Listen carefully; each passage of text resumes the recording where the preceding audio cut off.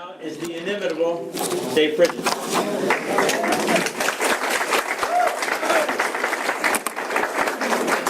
Okay, Patrick covered some of this earlier, but I want you all to hang in here with me because I want you to all understand within the next couple months, a great theft is going to happen to you as Maryland citizens. And that's what we're going to get into here with the question of redistricting. A theft is going to happen to you. Now, in 1812, the painter Gilbert Stuart, famous for his portrait of George Washington, was inspired by the awkward shape of an electoral district on a map he saw in a newspaper editor's office. He decorated the snake-shaped district with a head. This is in Massachusetts. This was a voting district in Massachusetts.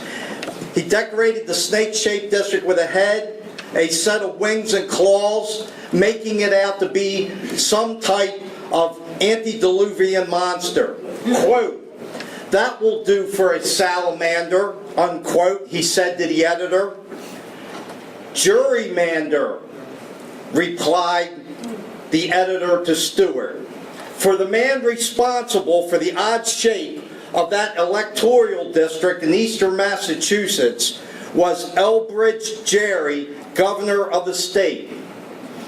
His Democratic-Republican partisans had stitched together the district in such a way as to assure the electoral victory of their candidate and therefore the defeat of the candidate for the other main party, the Federalists. The continued popularity of the term and relevance up to the present day stems from the practice in the United States of revising the boundaries of electoral districts every 10 years in order to keep up with democratic change.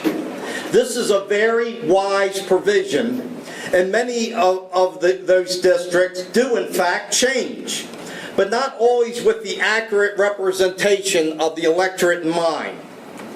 In fact, very often, the redistricting process perversely reflects the attempts of one party or another to gain a safe seat in which the other side simply just cannot win. Legal maybe, but hardly democratic. State representatives are supposed to create or draw compact districts that treat the borders of counties and communities with respect. Let's first look at some acceptable looking current districts from the central part of the United States. So here's some good looking districts. Here's the Illinois 13th. You can see it takes a number of counties and it kind of boxes them together. The Indiana 1st. Again, the western part of the state, it pieces those counties together. The Iowa 5th, again, continuous. The Michigan 10th, it borders Lake Huron, and then it takes whole counties. It's made up entirely of whole counties. Then the Minnesota 1st, the southern part of the state, again, all counties pieced together. Now, lines were last drawn here in Maryland in 2002 following the 2000 census. Few remember that in 2001 the Maryland congressional delegation stood evenly balanced at 4 Democrats and 4 Republicans. That was before the party in power down in Annapolis under Governor Paris Glendening decided that he would gerrymander during the 2002 redistricting. The following year, 2003, the Maryland delegation had shifted from a 4-4 even split to a 6 Democrat, 2 Republican advantage. So simply by redrawing the districts, they stole 2 congressional districts, in other words.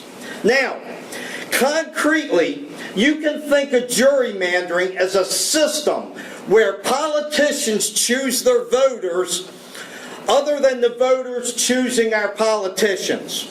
It creates contorted, irrational districts that cut neighborhoods and communities in half, just so politicians can stay in office and increase the power of their party. So what do current gerrymander districts look like? Let's look at a few bad districts. You have the 4th Congressional District in Illinois. Look at this thing. It's bound together here by Interstate 294. Next one, Jerry. Tied together 2 Hispanic communities in Chicago. This is North Carolina's 12th Congressional District. Next one, Jerry.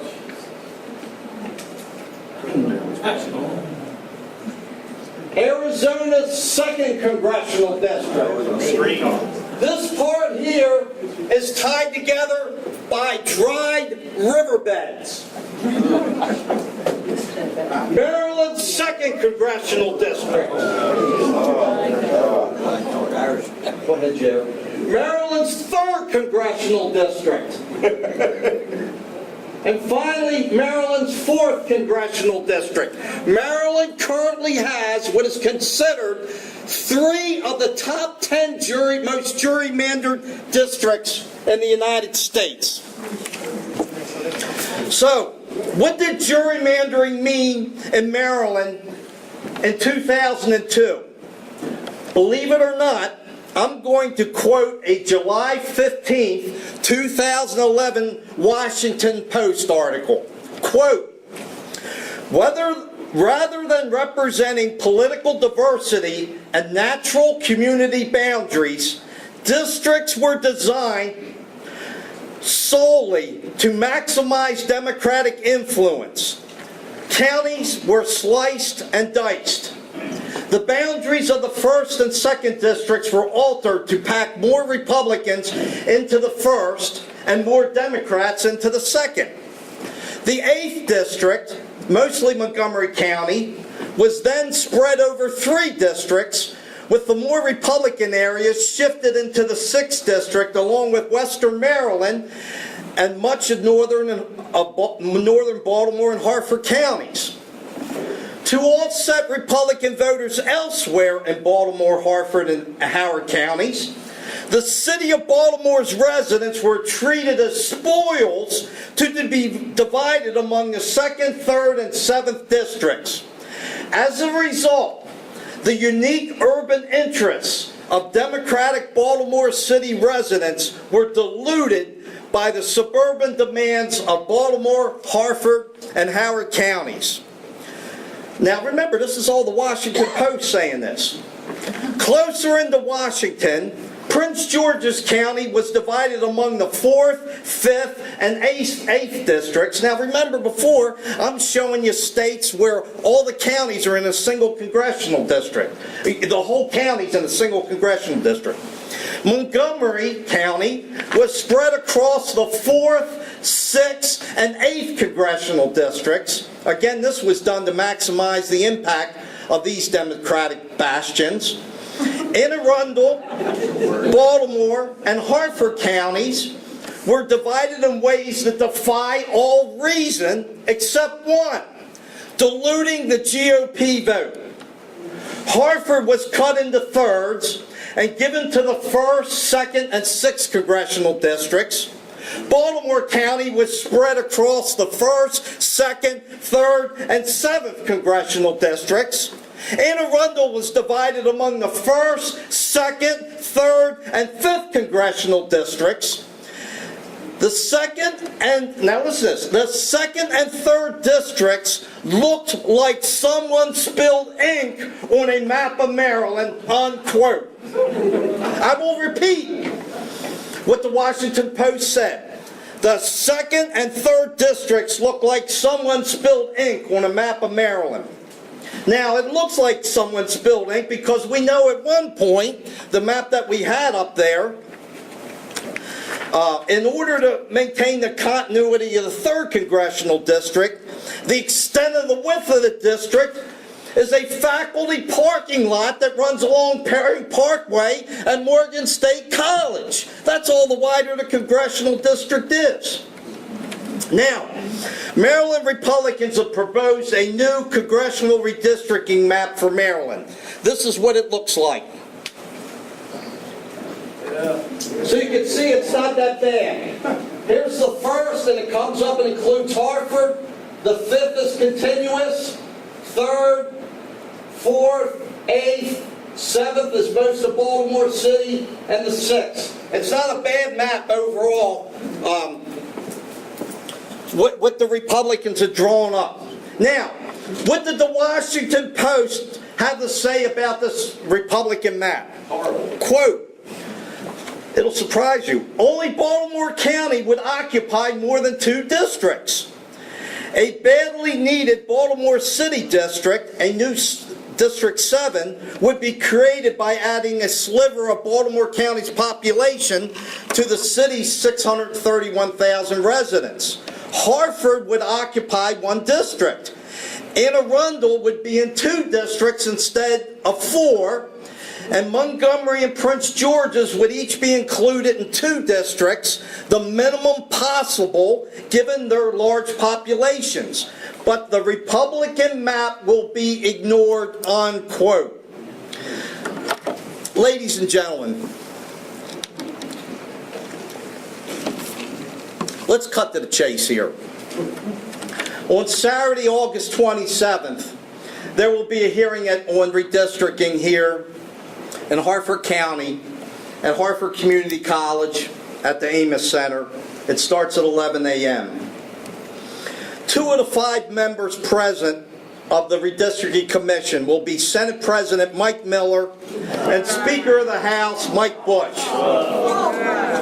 They will tell you they are there to conduct a fair hearing and get valuable input on what we think of redistricting.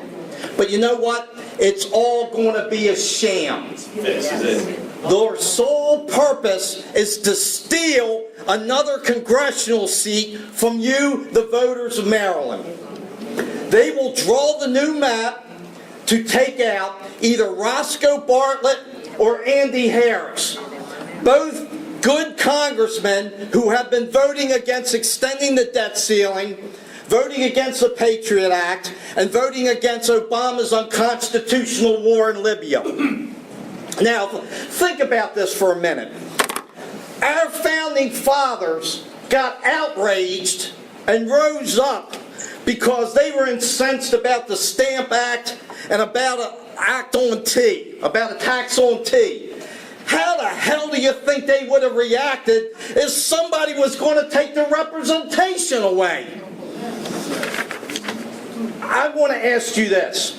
How many people in this room is going to have either a child or a grandchild become of voting age within the next 10 years? How many people? That's how long this new map will be in existence. I want to ask you, won't you attend this hearing at Harford Community College and fight for their votes so that it'll still mean something when they become old enough to vote? Will you join me there and help me do that?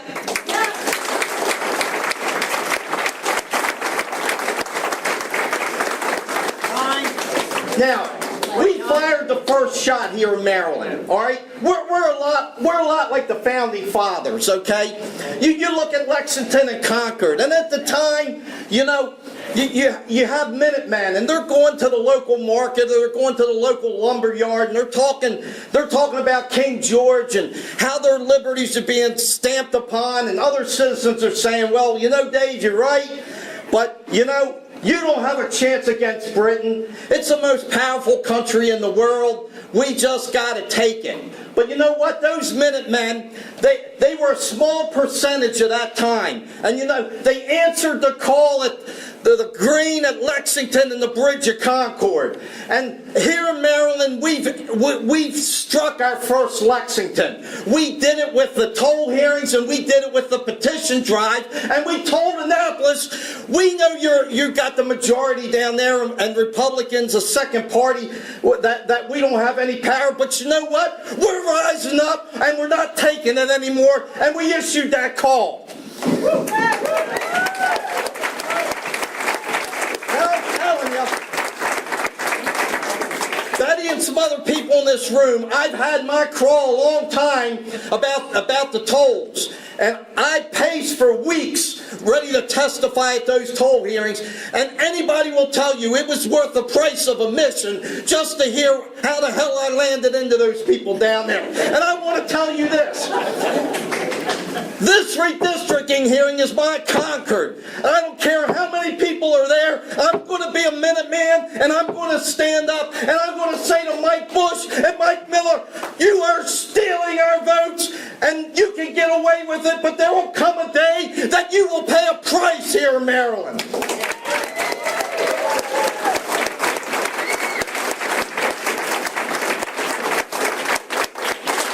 Now, just so you know what we're dealing with,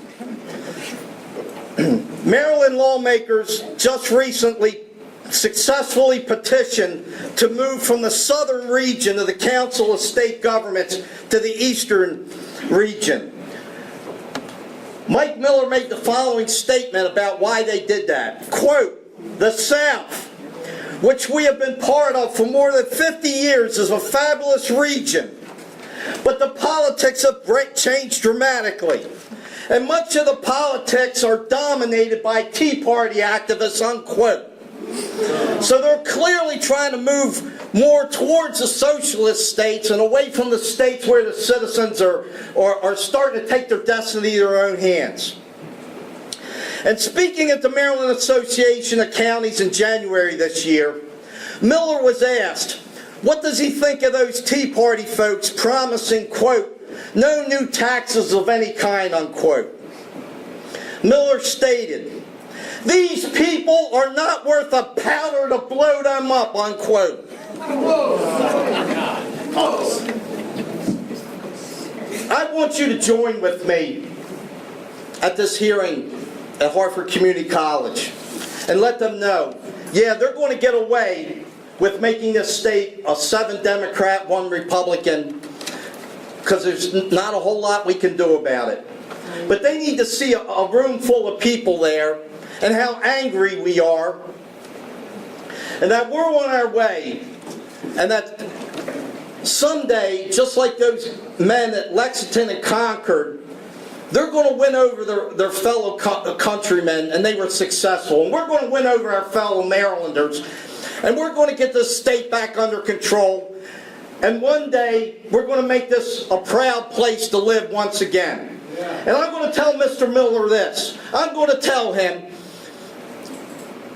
you think we're not worth the powder to blow us up? Take a look at what's happened in Harford County. You're going to have to reopen Jerusalem Mills and produce all the powder that you can, because you're not going to stop this movement here in Harford County and the state of Maryland. Thank you.